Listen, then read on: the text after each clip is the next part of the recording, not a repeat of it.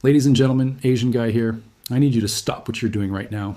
Put down your phone, close your laptop, because what I'm about to show you isn't just another market story. It's the moment the global banking system realized they've been playing checkers while BlackRock has been playing chess for 15 years.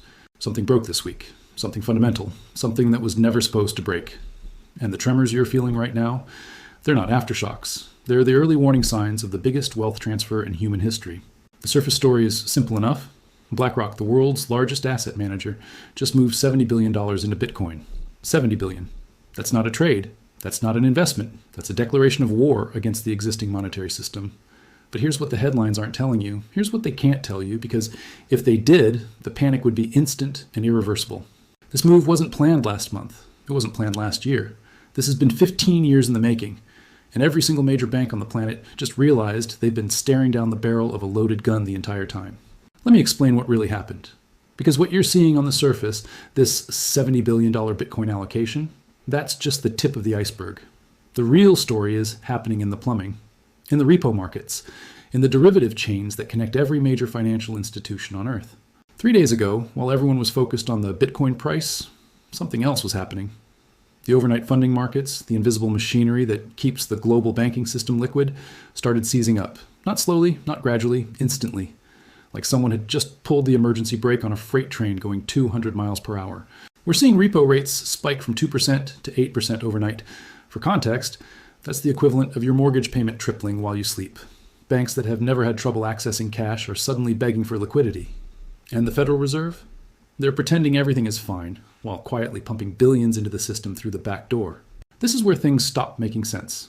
If you're a traditional banker, if your worldview is built on the idea that fiat currency is the foundation of value, BlackRock's move should be irrelevant to your day-to-day operations. Bitcoin is just another asset class, right? Just another line on the balance sheet. Except it's not, and the banks know it's not. Because here's what BlackRock figured out 15 years ago. What they've been preparing for, what they've been positioning for while everyone else was fighting the last war. The dollar system is ending. Not slowly, not gradually. It's ending right now, in real time, and they just fired the starting gun. Think about the mathematics of what just happened. $70 billion. That's not just money flowing into Bitcoin. That's $70 billion flowing out of the traditional banking system. Out of bonds, out of deposits, out of the very instruments that banks use as collateral to create credit. When BlackRock moves $70 billion, they're not just buying Bitcoin. They're unbuying the dollar. But it gets darker. Because BlackRock didn't just wake up one morning and decide to YOLO $70 billion into crypto. They've been methodically, systematically draining the bond markets for months, selling treasuries, liquidating corporate debt, converting everything they can into hard assets. And the banks? They've been on the other side of those trades. They've been the buyers of last resort for instruments that BlackRock clearly believes are about to become worthless. The banks just realized they've been left holding the bag, a very heavy, very toxic bag. And BlackRock? They're sitting on $70 billion worth of the hardest money that's ever existed, while their former counterparties scramble for liquidity to stay alive. This explains the repo crisis. When BlackRock liquidated those positions, when they pulled that $70 billion out of the traditional system, they didn't just reduce liquidity, they revealed that the liquidity was never really there in the first place. The banks had been operating on borrowed time, borrowed money, and borrowed credibility, and BlackRock just called in the loan. Every major bank CEO received the same phone call this week. Not from regulators, not from the Federal Reserve, from their chief risk officers. The conversation went something like this. Sir, we have a problem. BlackRock just showed the market how to exit the dollar system at scale, and if anyone else follows their playbook, we're insolvent. Because that's what this really is. It's not just an investment strategy, it's an exit strategy. BlackRock isn't betting that Bitcoin goes up. They're betting that everything else goes down. And when you manage $9 trillion in assets, when you have more economic power than most countries, your bets don't just predict the future, they create it. The derivative exposure is what should terrify you. Every major bank has trillions of dollars in interest rate swaps, currency hedges, and credit default swaps tied to the assumption that the dollar maintains its reserve currency status. If that assumption breaks, if the dollar loses its monopoly on global trade, those derivatives don't just lose value, they become negative value. They become liabilities so large that no amount of bailout money can fill the hole. BlackRock knows this. They've run the models, they've seen the projections, and they just positioned themselves on the right side of the biggest monetary reset in 300 years, while leaving the traditional banking system to burn. This is why the panic isn't just about Bitcoin. It's about what Bitcoin represents. It's about the end of monetary sovereignty for central banks. It's about the end of infinite money printing. It's about the end of the system that has allowed banks to create money out of thin air for over a century. The Federal Reserve can print dollars, the European Central Bank can print euros, but nobody can print Bitcoin.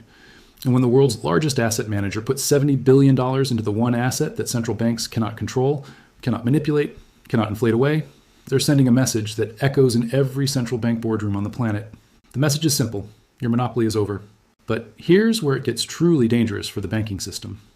Because BlackRock didn't just buy Bitcoin, they bought Bitcoin at scale, at institutional scale, at the scale that matters. They didn't buy it as a speculation.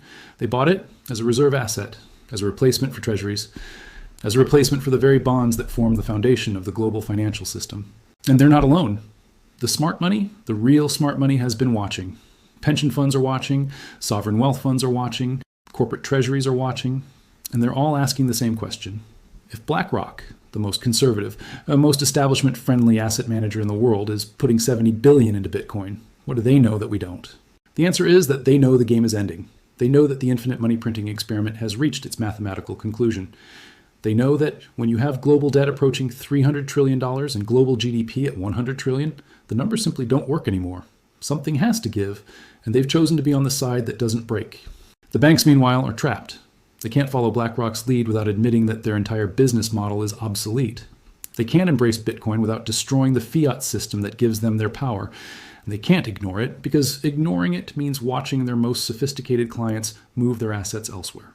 This is the definition of a checkmate position. Every move the banks make now weakens their position further. If they buy Bitcoin, they legitimize the very asset that threatens their existence. If they don't buy Bitcoin, they watch their clients leave for institutions that do. The $70 billion was just the opening move. The real game starts now, because BlackRock's clients, the pension funds and sovereign wealth funds and family offices that trust them with their money, they're not idiots. They see what BlackRock sees. They understand what BlackRock understands, and they're going to want in. We're looking at a cascade effect, a domino chain that starts with BlackRock's $70 billion and ends with the complete transformation of the global monetary system. Because when institutions start moving hundreds of billions, then trillions into Bitcoin, the mathematical reality becomes inescapable. There simply isn't enough Bitcoin in the world to satisfy institutional demand at current prices. The 21 million Bitcoin cap isn't just a technical feature, it's an economic weapon of mass destruction aimed directly at the heart of the infinite money printing regime, and BlackRock just armed that weapon. The banks know what's coming. They can see the writing on the wall as clearly as you can, but they're caught in a prisoner's dilemma. The first bank to fully embrace Bitcoin wins. But if they all try to move at once, the system collapses before they can exit. So they're frozen, paralyzed by the magnitude of their own vulnerability. The Federal Reserve is trying to manage this transition quietly. They're pumping liquidity into the system to prevent a cascade failure, while privately accepting that the dollar's days as the exclusive global reserve currency are numbered. But they're fighting a delaying action. They're trying to manage an orderly retreat from a position that's already been overrun. Because here's the thing about monetary revolutions. They don't happen slowly, they don't happen gradually, they happen all at once, and they're usually triggered by exactly this kind of institutional move. One major player breaks ranks, others follow, and suddenly the old system isn't just outdated, it's obsolete. BlackRock's $70 billion is that trigger. It's the signal that the smart money has chosen sides, and once that signal is sent, once the market understands that the world's most powerful asset manager is abandoning the old system for the new one, the momentum becomes unstoppable. The banks that survive this transition will be the ones that adapt fastest, the ones that figure out how to rebuild their business models around hard money instead of fiat money, the ones that accept that their role as money creators is ending and their role as money custodians is beginning. But most of them won't adapt. Most of them will cling to the old system until it collapses underneath them.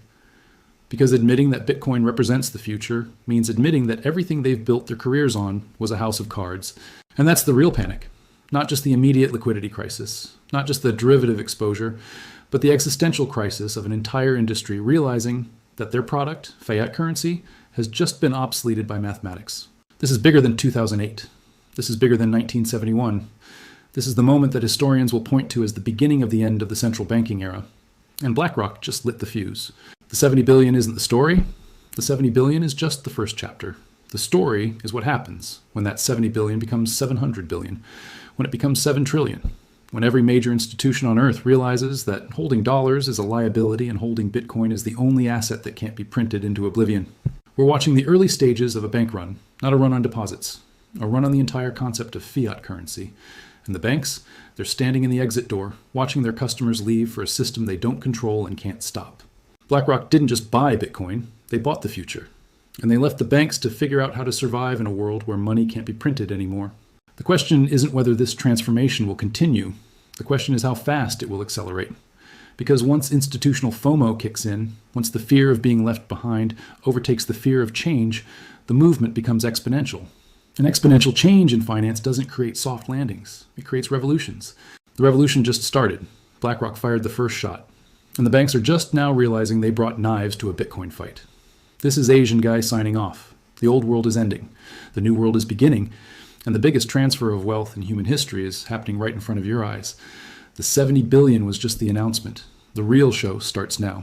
The 70 billion was never about Bitcoin. It was about sending a message to every central bank, every treasury secretary, every finance minister on the planet that their time is up. When BlackRock moves, the world moves with them. They just moved away from a system that has controlled global finance for over a century. The banking executives who laughed at Bitcoin at $20,000 aren't laughing anymore when it's backed by the world's most powerful financial institution. They're calculating their exposure to a system that just became obsolete overnight. The derivative chains that connect every major bank are already showing stress fractures, and we're still in the early stages of this transition. Emergency meetings are happening in Basel, in Washington, and London, where regulators are trying to figure out how to contain something that was designed to be uncontainable. The Federal Reserve can print more dollars, but they can't print more confidence. And confidence in the dollar system just took a $70 billion hit. Corporate treasuries are already calling their asset managers, asking if they should follow BlackRock's lead, and the honest ones are saying yes. Pension funds that manage retirement savings for millions of Americans are looking at BlackRock's move and realizing they might be on the wrong side of history. The mathematics are simple but brutal. There are only 21 million Bitcoin, and the institutional demand is just getting started. When sovereign wealth funds start competing for the same scarce asset that BlackRock just validated, the price discovery won't be measured in percentages, but in multiples. The banks that survive will be the ones that accept the new reality fastest, but most of them are still fighting the last war, while BlackRock is already winning the next one. Central banks around the world are having crisis meetings, not about inflation or employment, but about how to maintain relevance in a world where money can't be printed. The repo crisis we're seeing now is just the tremor before the earthquake, and the earthquake hits when other major institutions follow BlackRock's playbook. Smart money isn't waiting for permission or consensus. They're positioning for a world where hard assets replace paper promises. The transformation that started with $70 billion won't end until the entire global financial architecture has been rebuilt from the ground up. And somewhere in BlackRock's Manhattan offices, they're already planning the next phase of the revolution they just launched. The old world ended this week. The new world is just beginning. And if you're still holding dollars while the smart money holds Bitcoin, you're not just behind the curve. You're on the wrong side of the biggest monetary revolution in 3 centuries.